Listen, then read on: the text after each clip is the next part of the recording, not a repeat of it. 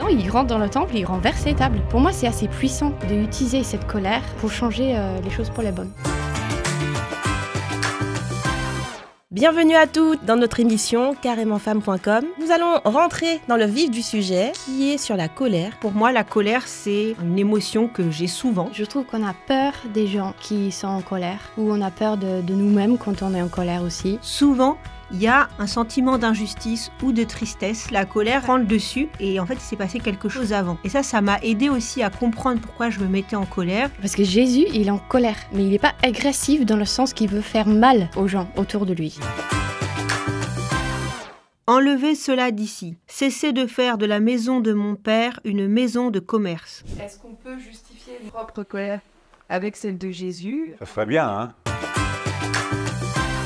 De la même manière, on pourrait justifier ou penser qu'ici, il fait une colère et donc ça nous autorise à être en colère.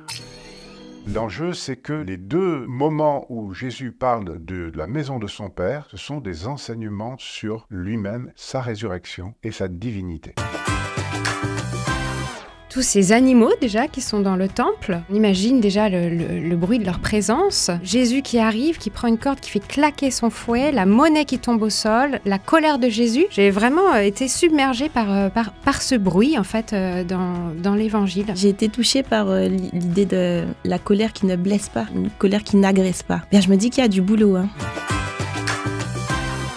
C'est incroyable, parce que comment on peut comprendre le corps comme un sanctuaire. Et notre corps, nous les femmes, c'est pas une petite affaire.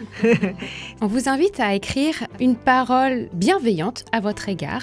Seigneur, je te rends grâce pour la vie que tu m'as donnée, pour mon corps que tu m'as confié, pour tout ce que je vis avec toi. Aide-moi à aimer mon corps. Amen. Amen.